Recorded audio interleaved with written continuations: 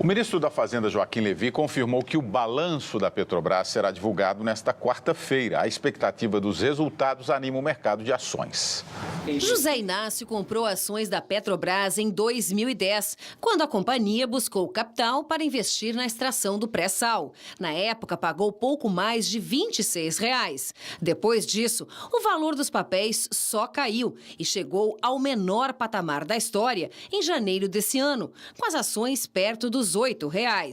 Desde fevereiro, após o anúncio da nova composição do Conselho da Estatal, o valor dos ativos vem se recuperando.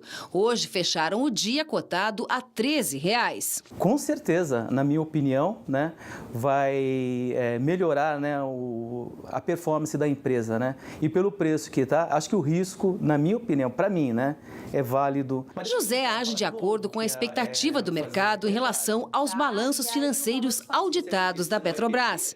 Os resultados contábeis estão prometidos para quarta-feira e são referentes a 2014 e ao terceiro trimestre do ano passado. A publicação atrasou por causa das investigações da Operação Lava Jato. Não se sabe ao certo ainda o custo da corrupção. Estima-se algo em torno de R$ 6 bilhões, bem diferente dos R$ 88 bilhões divulgados em 27 de janeiro, número que contribuiu para a queda da então presidente da estatal, Maria das Graças Foster.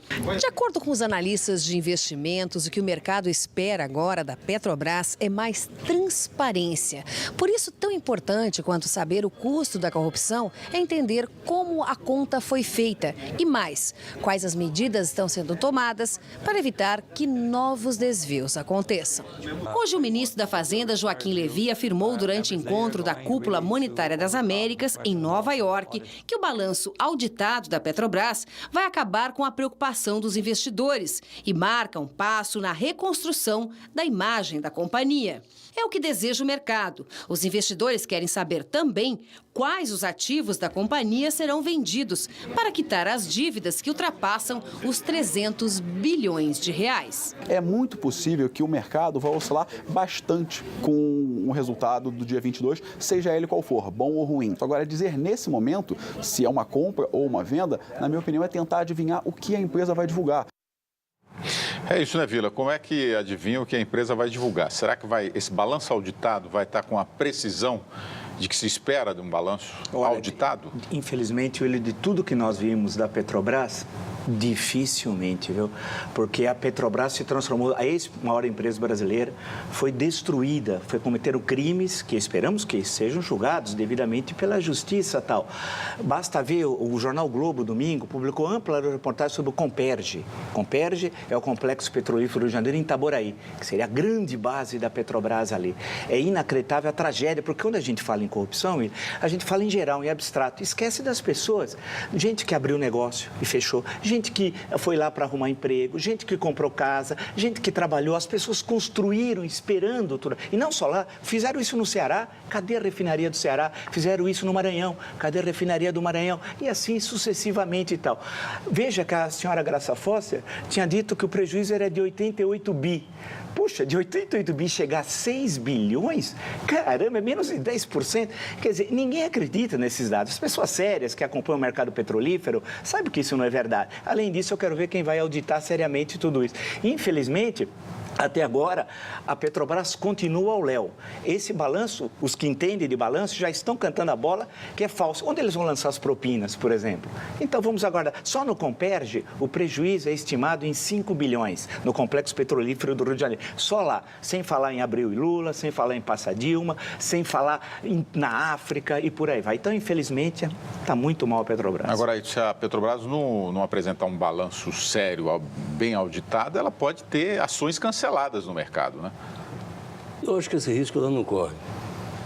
A Petrobras, como empresa, é uma empresa séria. É uma empresa que tem em seus quadros pessoas de alto valor, pessoas que vestem a camisa da Petrobras. Se corruptos atravessaram o caminho das pessoas de bem da Petrobras, esses têm que ser escorraçados e a justiça já está fazendo isso, e a polícia já está fazendo isso. Eu acredito, pelo patrimônio da Petrobras, pelo que ela tem disponível, a Petrobras é uma empresa que sai dessa com folga. O que eu fico espantado é que, de repente, esses 6 bilhões da Petrobras, 6 bilhões da Petrobras, é o roubo da Petrobras, isso não é nada para a Petrobras. Muito mais grave que isso, são 19 bilhões que a Receita Federal, através de um conselho, permitiu que as grandes empresas brasileiras deixassem de recolher.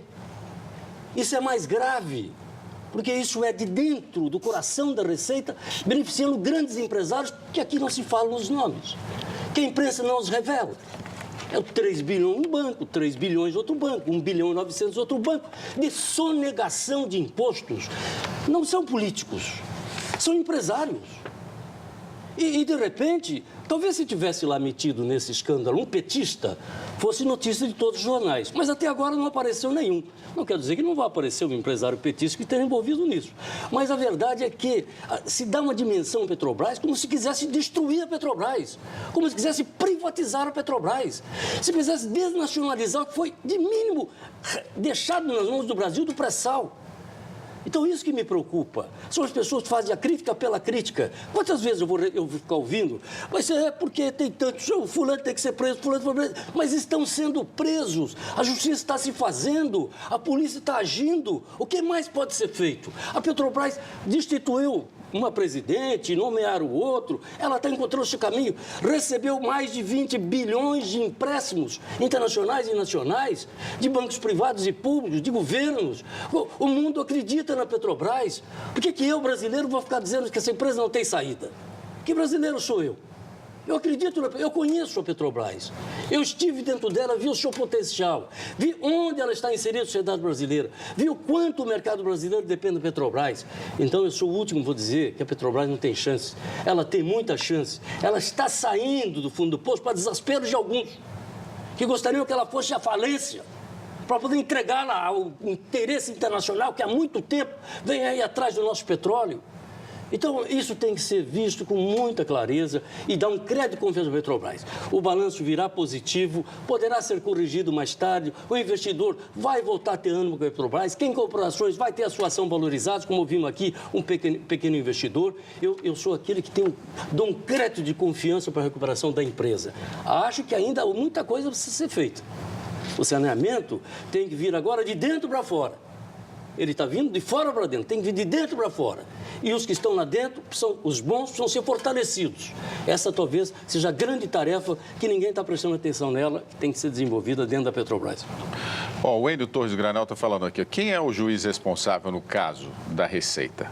Desse CAF. Também tem que saber isso, né? Esse processo que está lá no Paraná, será que se esse processo estivesse em outro lugar, nas mãos de um outro juiz, que não fosse o Sérgio Moro, teria andado tanto assim? Não, do CAF é aqui de São Paulo. Não, sim. Você está se referindo ao Sérgio Moro, né? O Sérgio Moro é um herói nacional.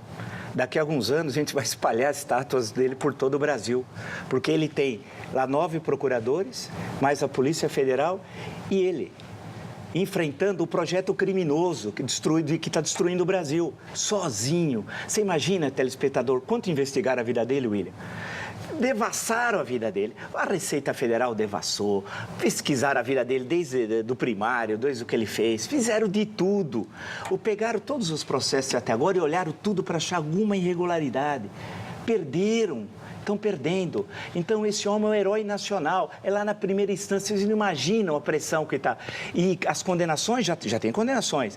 É porque o processo está lá na primeira instância. Sabe, William, no STF, da lista do Janot, são 54. Quantos foram ouvidos até hoje? 2. Nesse ritmo, Teori, nessa lentidão, quando é que nós vamos sequer ser ouvidos os outros 52? Quanto mais fazer a investigação. Graças ao juiz Sérgio Moro, o Brasil está iniciando um longo processo. Esse homem é um herói nacional. Olha, William, o juiz não está sozinho. O juiz está ao lado dele, a consciência do país. E ele sabe disso. Ele tem a força que teve aquele juiz italiano que enfrentou a máfia. E era um pobre juiz, perdido ali no mundo, enfrentando uma máfia mais poderosa que já se conheceu na história das organizações criminosas do mundo. Eu acho que o Sérgio Moro, ele tem ao lado dele hoje uma legislação que possibilita que as punições possam ser aplicadas. E ainda não aprovamos a lei do enriquecimento ilícito. Ainda se você funcionário público, tiver na sua conta milhões e ganhar milhares de reais por mês, durante 50 anos você não ia ter esse dinheiro, eu não tenho como abrir um inquérito contra você, Ministério Público, porque eu não tenho uma lei que puna o enriquecimento ilícito. Eu tenho primeiro que provar que você roubou o dinheiro. E não você provar que esse dinheiro tem que ter origem.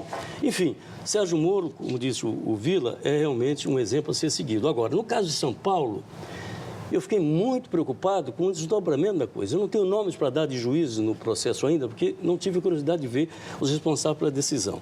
A decisão se dá na área da Justiça Federal, porque envolve a Receita Federal. E acho que uma decisão que foi tomada, que suspendeu uma gravação que estava sendo feita pela Polícia Federal, que estava gravando grupo econômico da maior importância desse país. De repente vem uma ordem, a Polícia Federal não pode mais gravar. Acho que vale a pena chamar atenção sobre essa questão e trazer isso à luz aqui na TV Cultura, que é uma TV que tem espaço para tudo. Trazer a isso e ver o seguinte: como é que está esse inquérito, afinal de contas? Quem são os procuradores? O que a Polícia Federal tem feito? São 19 bilhões só em 90 processos, mas são mais de 500 processos. Será que vai chegar a 700 bilhões de reais? Esse escândalo, que significa quase 300 bilhões de dólares de dinheiro sonegado por grandes empresas, bancos, empresas de comunicação, empresas, enfim, frigoríficos. Quer dizer, esse é o crime de lesa pátria.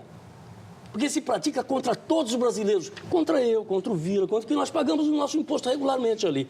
E às vezes tem já lá querendo falar: olha, você não está pagando direito. Não é? Então isso devíamos tomar mais conta disso aqui também no programa.